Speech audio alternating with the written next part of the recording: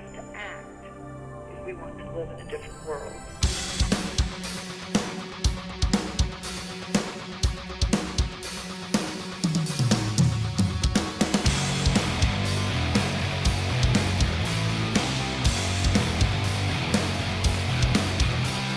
The father of the real-time strategy genre has returned from the grave, and without a doubt, it is the best looking and sounding it has ever been. Command & Conquer Remastered provides such an amazing remastering experience that I am in awe of the effort. It includes remastered user interfaces, remastered visuals, and remastered audio for Command & Conquer, now known as Command & Conquer Tiberian Dawn from the year 1995, and it also includes the same remastering for Command & Conquer Red Alert from 1996. On top of all of this, you get the expansions for each of these games, which are remastered as well. So hours and upon hours of real-time strategy history has been updated to work flawlessly on modern PCs, alongside a whole host of multiplayer skirmish and customization options.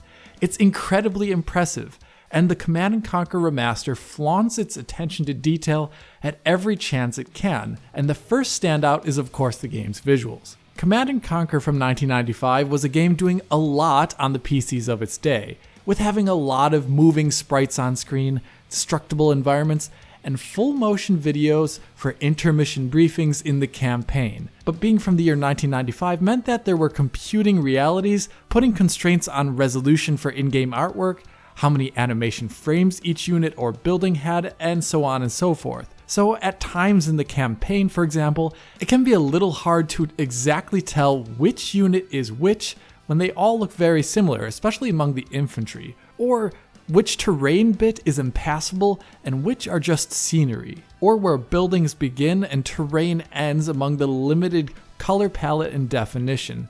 So the remastering has taken that art from back then and updated it using similar 2D sprite techniques and art workflow at a much higher resolution. So instead of a soldier being 10 pixels or so tall, a soldier now has so many pixels making up its sprite that you can scarcely see a pixelated or filtered edge on it when zoomed in. This extends to every part of the unit and environmental artwork in both games. And much like the other remade efforts such as Halo 2 Anniversary, you can switch between old and new art with the single press of a mappable button. And this switching is really awesome, as it's not 100% instantaneous. Rather, it has a linear blend between the remastered art and the old art, which makes changing the artwork on the fly less jarring, and instead almost gives this appearance of defocusing or re-resing the image. What is impressive beyond the resolution of this artwork is the fact that it stays within the same general art style and color range of the original.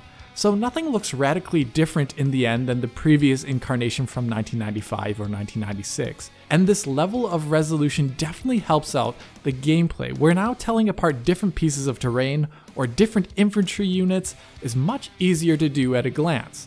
So the silhouettes and the details in the sprites make the game much more readable due to the resolution. The game is also now much smoother, as sprites themselves have more individual animation frames and do not kind of stutter move across the terrain like they did in the 1995 version of the game. For all those long-haul missions and multiplayer sessions, this extra level of readability and animation smoothness really makes the experience so much more enjoyable and is definitely less visually fatiguing. Then you have the full motion video sequences, which have also been remastered.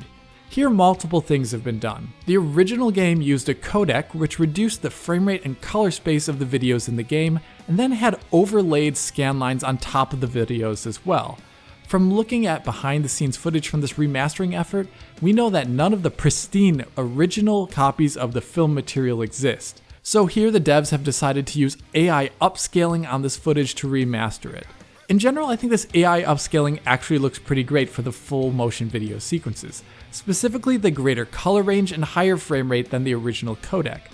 The AI upscaling's effectiveness, though, depends on the content.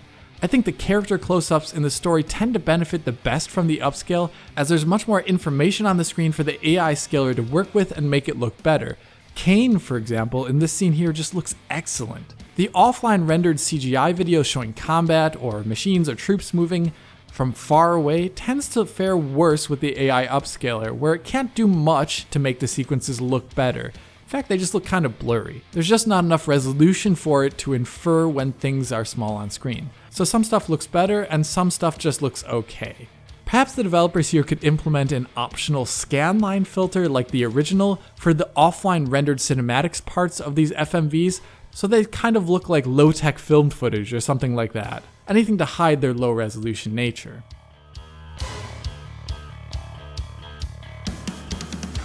Whereas the original video files could only be partially remastered, the entire UI elements surrounding these videos are completely remade at a higher resolution, maintaining that same art design.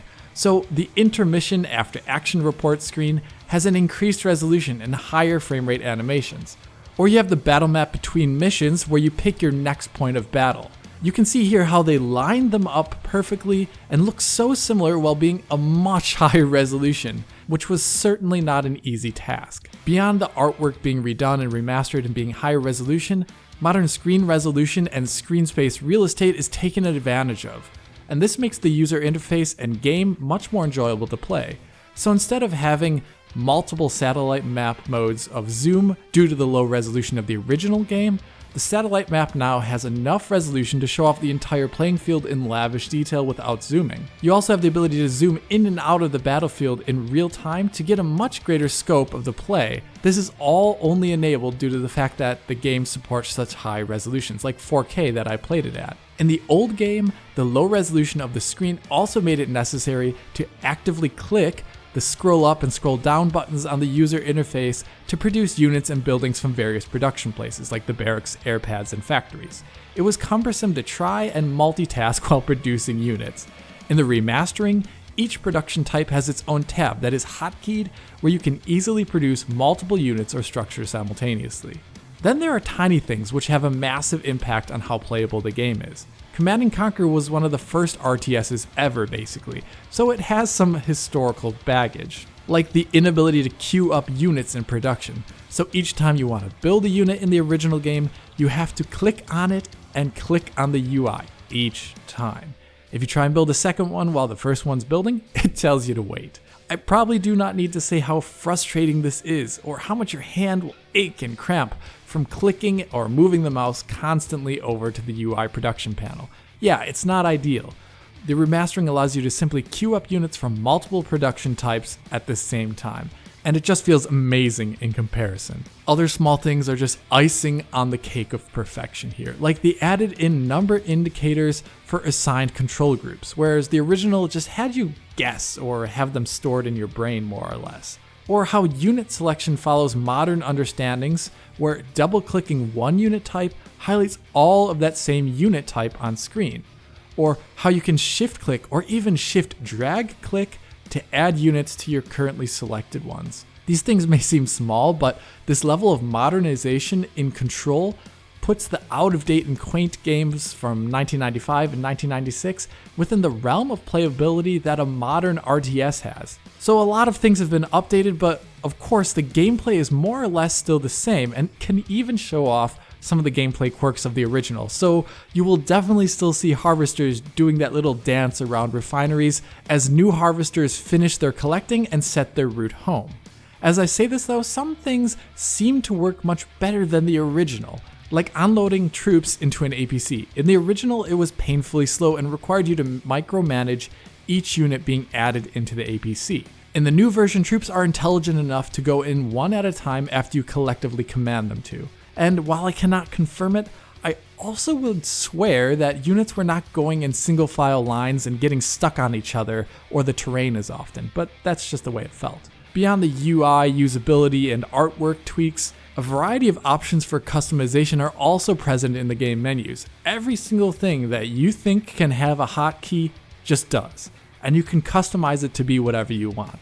Alongside this, you can change your in-game resolution, which supports up and beyond 4K and even support for 120 FPS or higher in my testing. But still there's room for improvement. I did try the game at 21:9 resolutions, but the game has a black bar that comes in on the left hand side of the screen space where you can command your troops into this black zone, but you cannot actually see what's happening there. So hopefully that can be addressed in a patch, or perhaps even via user mods, because yes, this game supports user mods and even released the source for the remastered code. An amazing act, and one that I can only really praise from the team and EA for allowing it. Speaking of modifications, the game's remastered audio is perhaps an even greater highlight than the remastered up-resolution visuals. All of the game's sound effects and voice recordings are present without the compression of the originals, so gunshots, explosions, and unit responses sound clear and not crunchy like they did back in the day.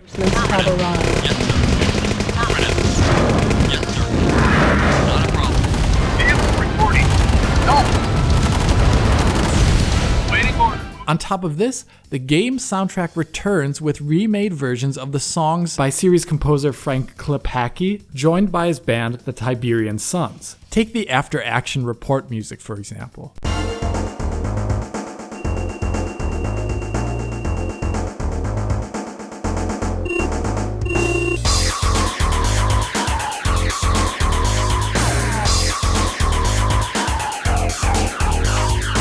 Or the iconic Hell March theme.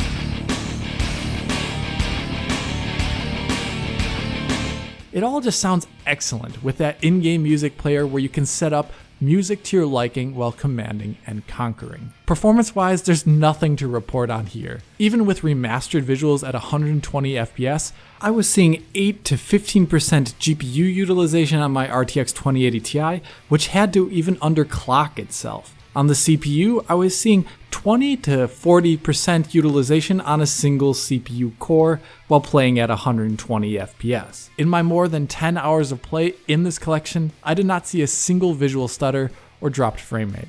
Based upon the utilization numbers I see here, any modern CPU or GPU combo will probably play this game at an extremely nice 60 FPS or way higher.